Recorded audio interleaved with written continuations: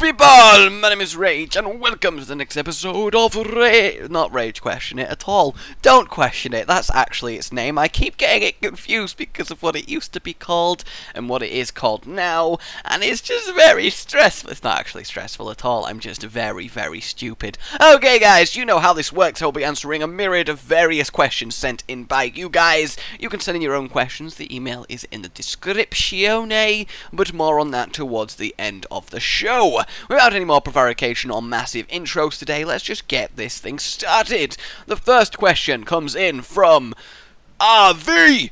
Hey Rage, I love your videos. Hey Rage, I love your videos, and I actually have two questions for you, you sneaky bastard. Number one, how come you don't show your face? Number two, some people believe that there are things living in this universe besides us. Do you believe that there are other things living in this universe? Why or why not? Give it your best try. Thanks for the encouragement, you're like, I'd like to see you answer this one, prick.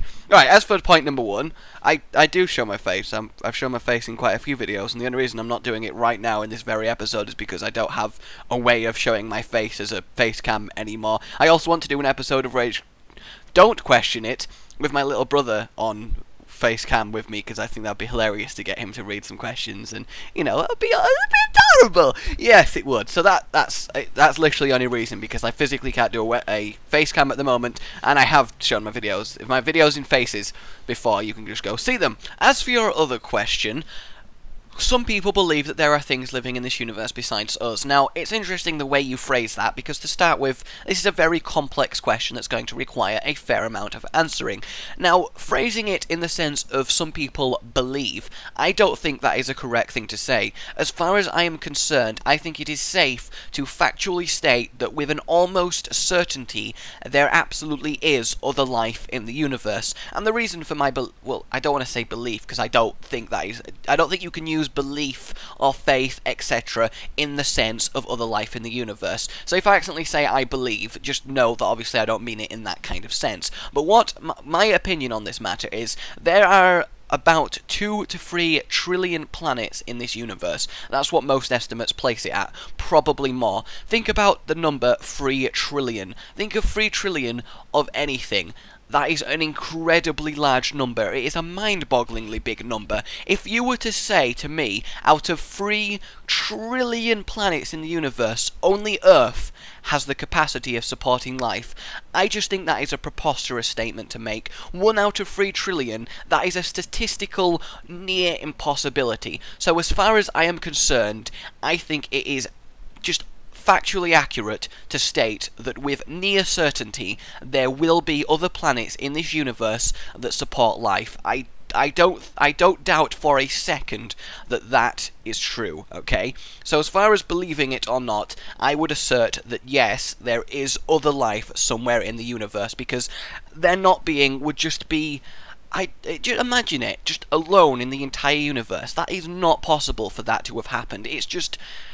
well, technically it is possible in the sense of, obviously it's not impossible because that's finite, but honestly I do not see that happening, not for a second. And all the evidence would suggest that somewhere there is other life-bearing planets as well to back that up. But obviously we cannot know for a certainty at this stage, but that is where I stand on the matter. Now interestingly, if we're going to take this further, notice how I just said life-supporting planets. I never specified intelligent life, because that's where a whole nother kettle of fish is opened. Do you believe that there is intelligent life in the universe? I think almost certainly there is life, but whether there is intelligent life is an entirely different question. See, it kind of self-defeats itself, if you like, intelligent life existing, and I will explain why. Basically, let me start with the Drake equation. The Drake equation, coupled with the Fermi Paradox, are basically the two main things for identifying if there is other intelligent civilizations in the universe. The Drake equation is simply an equation that most accurately, as far as we can tell, though it still involves a lot of guessing, would accurately predict the number of intelligent civilizations currently active at any one time in the galaxy. Now, the Drake equation goes as follows. Its n, which is the number of civilizations in our galaxy with which communication might be possible. So it doesn't include anything that's not technologically advanced enough to be detectable through space. To classify as detectable through space, your civilization simply needs to get to the stage of radio waves, something we achieved a long time ago. So Earth technically is detectable through space. Your planet has to start emitting signals of some sort. So this equation would tell us how many planets that have the capacity to emit signals are currently active in the universe at any one point. So we have n equals the number of civilizations in our galaxy with which communication is possible. We have r, the average number of star formation per year in our galaxy. We have fp, the fraction of those stars that have planets. We have n, the average number of planets that can potentially support life per star that has planets. We have f, the reaction of the above that actually go on, the fraction of the above that actually go on to develop life, and then we have another f. We have the fraction of the above that actually go on to develop intelligent life. So you see how this gets really compounded with itself. We have the third F, the fraction of civilizations that develop technology that release detectable signals. So you have to have life, you have to have intelligent life, you have to have technologically advanced life, and then we have L, the length of time for which these civilizations release such detectable signals. So how long the actual civilization survives until extinction or until it moves on. So that number, most people guess and correlate it to be around 6 to 7. That is the most sort of reasonable, accurate answer to get, but obviously it is a very big guesstimation type equation. That's a fun thing to say. Guesstimation type equation! But yes, so at any given time, in all likelihood, there are around 6 to 7 civilizations in the entirety of the galaxy that have the capacity of being detectable through space. Now, the reason this equation would suggest that yes, obviously there's other intelligent life, but then we have to take into account the Fermi Paradox. Now the Fermi Paradox, okay,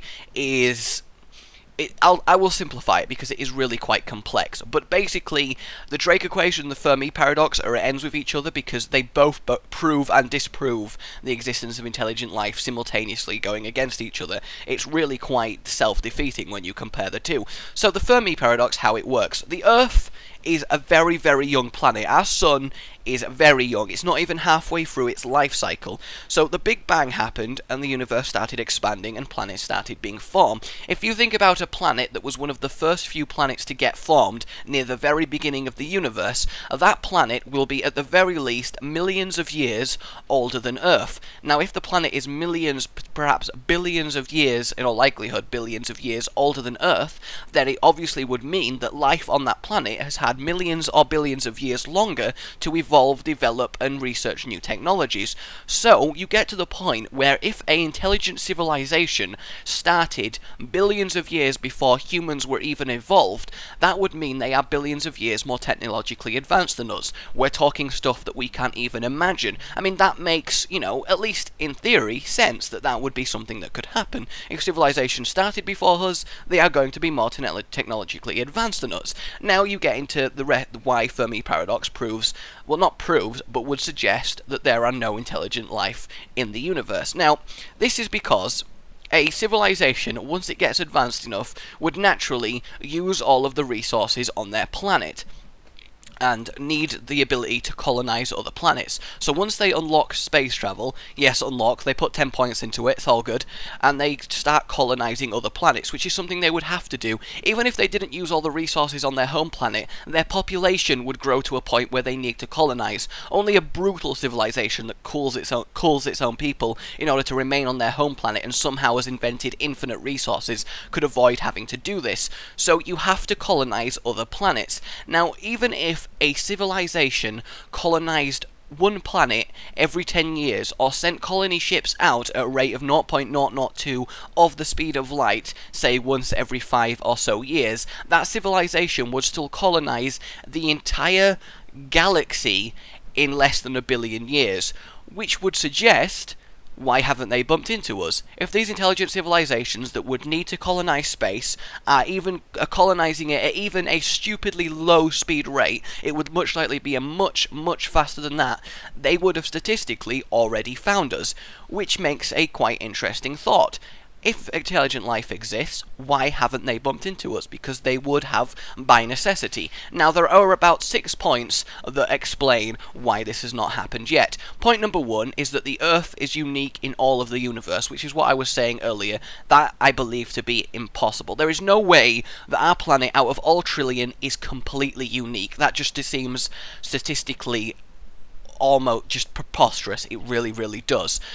Option number 2, we are completely alone in the universe. This one is kind of possible, but the fact that we are here at all kind of proves that it is possible for civilizations to arise. And again, statistically, that no other intelligent civilization has arisen in the 3 trillion planets since the start of the universe is kind of a big ask for someone to believe. So I don't believe that we are alone in the universe is a valid explanation at all. Number 3 is that aliens, as we say, I don't like to say aliens, but you know, other civilizations are aware of us, but we are just being shielded from their presence. They don't want to integrate us into whatever galactic republic, I like to think of it like that, is currently happening. They are keeping us blind and they don't want any interaction with us as of yet. Maybe we're not advanced, maybe we're too warlike still, maybe we've not reached some sort of requirement to be inducted into whatever space-like nation is currently going on. The third one is that any civilization would just have never happened to leave their home system. Now this one is kind of, I guess, potentially valid. Maybe the costs, the resources, the requirements of travelling past your home solar system are just so astronomically high that it is just not feasible for any given civilization. But still, it kind of, you're telling me at no point through the entirety of the universe's life cycle, an unimaginable amount of years, no civilization has tried to push the boundaries and actually leave their home solar system. Given humans, like, just humans themselves' desire for exploration, I don't think that it would be possible that no one has ever tried to push the boundaries in that kind of way. Another reason why they might not have left their home system is they might just not have had time. If you remember, one of the figures in the Drake equation is length of a civilization. If a civilization wipes itself out with war or disease or a disaster happens before they gain the ability of intersolar system travel, then they would never have visited. But again, believing that that has happened to every single civilization, that no civilization can last long enough to colonize various other solar systems before wiping itself out, is again kind of a hard thing to believe. Because if you look at where humans are going, this is a very general statement, obviously, but war as it used to be is not really a thing that can happen anymore. I mean, the further we go in time, the more generally peaceful we are as a planet. I mean, the chances of massive scale war breaking out at any point are so low at this point that it doesn't seem feasible. So you would expect other civilizations to follow that route. Civilizations do trend towards peace once everything starts becoming stable.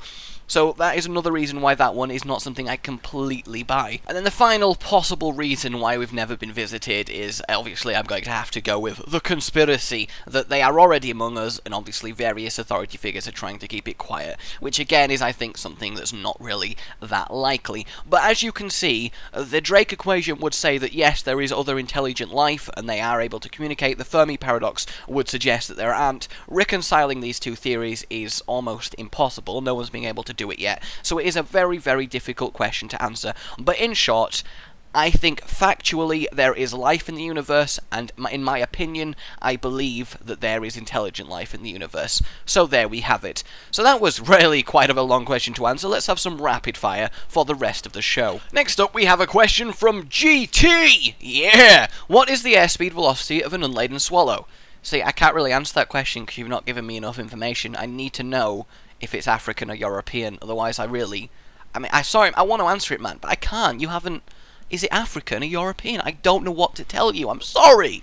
Okay, our next question comes in from Juketa. What is your favourite book, graphic novel, manga, and webcomic?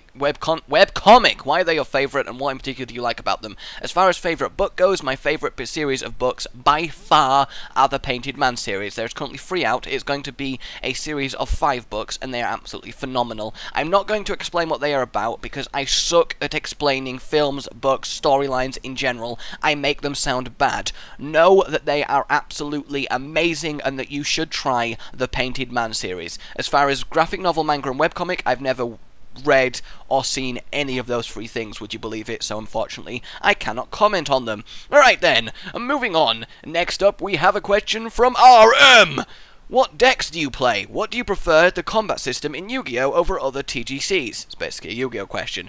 Well, RM, I do like Yu-Gi-Oh! I don't actually have the decks that I ideally like and would play with, because I played Yu-Gi-Oh! Mostly on the DS games that they used to do, the World Championship every year. I kind of enjoyed doing that. My favourite by far deck to play, and any veteran Yu-Gi-Oh! Player is about to hear this and go, "Oh, you twat!" But my favourite by far deck to play is a 6 Samurai deck. I think they are absolutely brilliant to play because I think they're so cool, they're really powerful, I really like them. Second to 6 Samurai is probably Dark World, but then again there's probably new archetypes that have come out that I don't know about, but off the top of my head, 6 Samurai and then Dark World. And I prefer the combat system, well not really combat system, but just how the game is played in Yu-Gi-Oh! Over other TGCs, because the amount you can do with, say, 6 cards in your hand, like thinking about how everything connects together, how the opponent is going to react, how you're going to respond to that, it's like playing chess. You have to think loads of moves ahead, you have to really strategize how all of this complex information on each card is going to relate to each other and work in a set of moves that will enable you to win. The strategy in Yu-Gi-Oh! Is genuinely really deep, and that is why I enjoy it so much. I don't care that it's got such a childish stereotype attached to it. The actual metagame of the card game is very complex and very enjoyable to play. Alright then, everybody, it is time for Evans' question of the week. Cue the jingle! I expect more questions from you, Evans.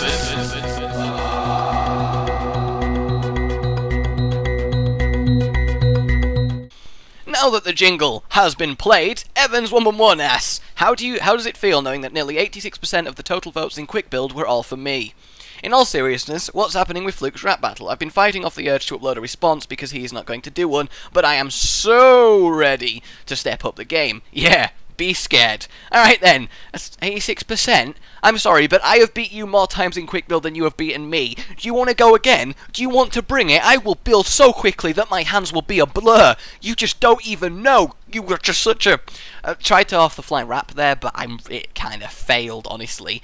But very funny, Evans. As far as the actual serious question, Fluke wrote half of his rap battle, has it recorded. The other half, he kind of lost interest because so many people were pressuring him for it all the time, and he wanted to work on it in his own time, and then he had uni work with his show and various things getting in the way, and it's kind of just drifted away, and he's just lost interest in it. He said he might, get round to eventually finishing it, but I would not want to wait for him to continue to keep the rapping game up that we've got going on. He will probably enter at some point, but stop pressuring him for it and it will be a lot more likely. Okay, that is what's happening with him. And if you're so ready to step up the game, Evans, bring it, okay? Bring it. I expect a rap from you having another go at me so I can reply by the end of this week. This coming week, so like a week from when you guys are watching this video. And if you don't, Evans, then we all know that you're just a little bitch, okay? Maybe even more than Hollow. Wait, Hollow watches this show. I'm sorry, man, okay? But everyone... I'm not sorry. Alright then, that is Evans' question of the week done. Alright guys, I will answer one more question, okay? Because I have 2 questions left to answer. One of them is going to require a big long explaining again, and one of them is just I don't know. This is from Hello Hello. Literally, that's his name. It literally is Hello Hello on the email. I'm not making this shit up. If you had 2 elephants named Pablo and Esmerelda, would you keep one and give the other to Fluke, or would you keep them both? Also, if you give one away, which would it be? Esmerelda can tap dance. Now, when I first read this question, I was like, fuck this question. But then I thought about it, and I was like, this'll be fun. So what I would do with 2 elephants named Pablo and Esmerelda, and knowing that Esmerelda can tap dance, keep them or give them away, who to? Honestly, I do like a piano with ivory keys. I'm joking, okay? I already have one. No, I can't play an instrument. I really suck at music. I really do. I don't know. I would probably keep Esmerelda as a dancing elephant in my backyard to attract... My elephant brings all the people to the yard, and they're like, damn straight, that elephant's tap dancing.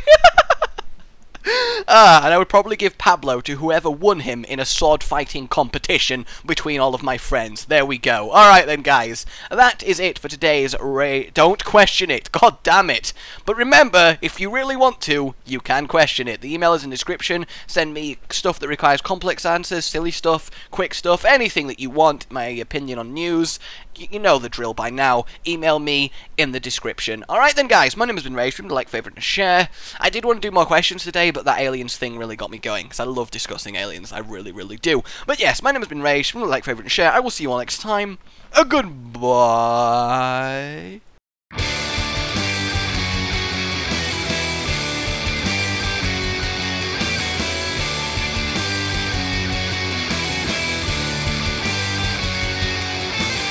Rage here in the building. The roof is on fire. Minecraft gotta do anything you want him to. English failure. Like and subscribe.